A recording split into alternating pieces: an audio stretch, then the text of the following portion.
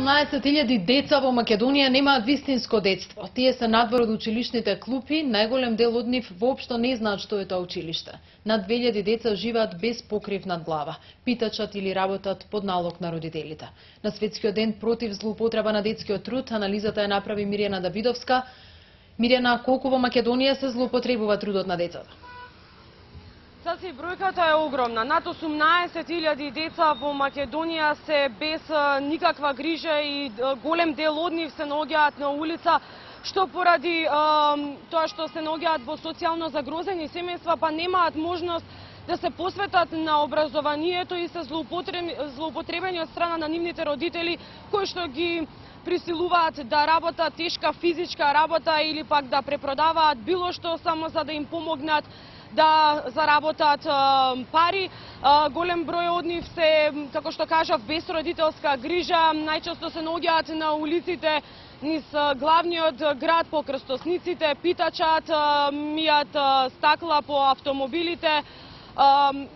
Повеќе детали за тоа како се движат бројките изминатава година, колкав е бројот на децата и од која националност, се предлагам да погледнеме од прилогот.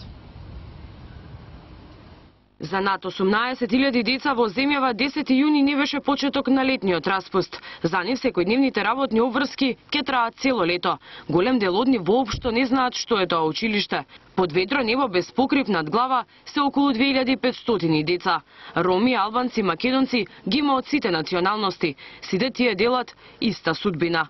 Принудени да питачат, работат, препродаваат, за да им донесат пари на родителите или постарите браќи и сестри.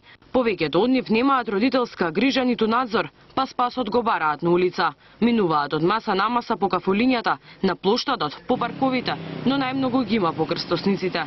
Питачат или ги мијат стаклата на автомобилите, а дел од нив се контролирани од страна на возрастните, кои некаде одстрана ги наблюдуваат и чекаат за работувачка. Ја злоупотребуваат наивноста на децата и нивниот натажен поглед, до тој степен што ги оставаат во парталава облека без обувки, за да може да извлечат повеќе пари од граѓаните. Некои од нив немаат ни извод од матична книга на родените. Тие се најдискриминирани елементарно детско право. Значи, државата мора преку центрите социјална работа да ја детектира вистинската состојба, да помогне во утврдување на извод од матична книга на родени, да ги вклучи децата во градинките и во основните училишта, за да се исклучи детето од улица и од злоупотреба на детскиот труд.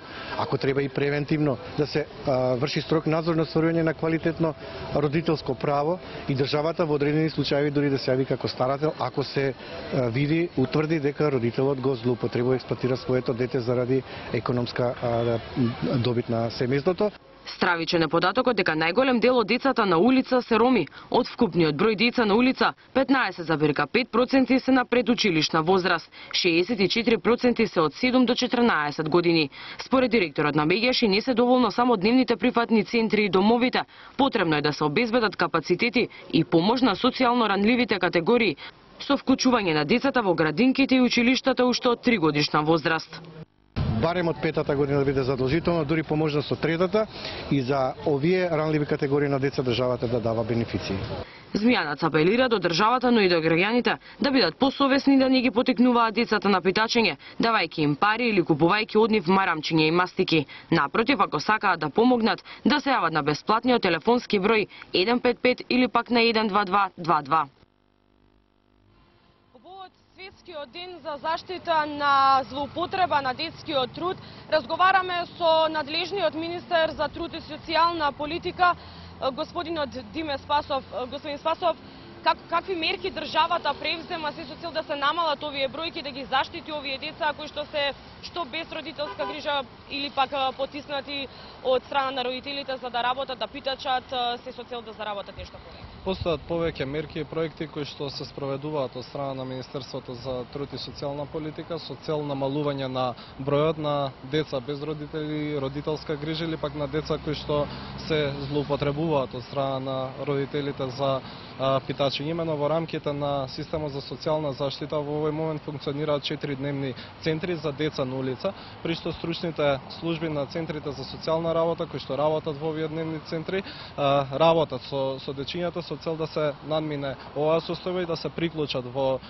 образованието. Исто така во рамки на проектите кои што ги спроведува нашето министерство е проектот за условен паричен надоместок за децата кои што редовно присуствуваат во рамките на средното образование, при што годишно се поттикнуваат или пак финансиски поддржуваат околу 10.000 деца од семејствата кои што се наоѓаат во социјален ризик или семејствата во тешка социјална положба кои што остваруваат право на социјална парична помош. Мерка и проект кој што навистина дава резултати и голем дел од овие 10.000 деца кои што остваруваат ваков паричен надоместок во износ од 12.000 денари на годишна основа присуствуваат редовно во рамките на образованието. Исто така во рамките на поддршка на децата кои што спаѓаат во овие ранливи категории, односно децата од ромските семејства кои што се наоѓаат во социјален ризик, досега имаме финансиски поддржано околу 2000 деца да присуствуваат редовно во рамките на предучилишното воспитување, односно да присуствуваат секој ден во детските градинки, при што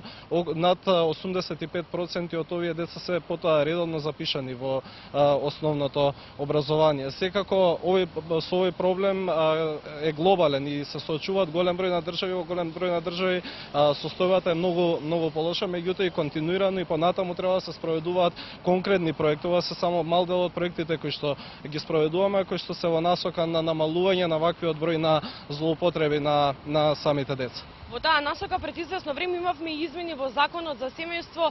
Што значи тоа? Каде може би го проширивте оној дел каде што треба да се заштитат токму овие деца од улица кои што се наоѓаат? Се работи за особено битни и важни измени кои што очекуваме да дадат и во наредниот временски период големи резултати во однос на поголема заштита на децата од нивна злоупотреба за питачење, при што направивме измени на законот за семејство и се предвиде со самите измени да питачењето се категоризира како груба злоупотреба и занемарување на вршењето на родителските права. Доколку родителите ги злоупотребуваат за оваа намена децата, во тој случај Центарот за социјални работи ќе ги опомени и исто така ќе изрече решение за вршење на надзор на родителското право. Меѓутоа, доколку повторно се утврди дека грубо се занимаруваат и злоупотребуваат родителските права, се користат децата за питачење, со тоа и се самите родители заработуваат и ги злоупотребуваат децата, во тој случај времено ќе се одземе детето од родителите, ќе биде згрижено во згрижувачко семејство или пак во соодветна установа и ќе биде покрената судска постапка за одземање на родителското право и кривична пријава. Самите неколку месеци во кои што е примена овој закон даваат конкретни ефекти, односно контролата на центрите за социјална работа е голема, има покренато околу 15 судски постапки за одземање на родителското право на родителите кои што ги злоупотребувале децата и околу 15 кривични пријави кои што се поднесени и очекуваме во наредниот временски период континуирано да се намалува бројот на децата кои што се злоупотребуваат за питачење. Господин Спасов, јас ви благодарам за гостувањето во вестите на Сител. Цацито, колку има прашања, повеќе. Мирена, ви благодарам за анализата. Добро е да се слушна дека веќе има покренато и судски постапки за оние родители кои што ги злоупотребуваат своите деца и ги тераат на питачење или на друга присилна работа. Остануваме да следиме дали оваа бројка од над 18.000 деца кои наместо во училишните клупи се на улица, натаму ќе се намалува. Одиме понатаму.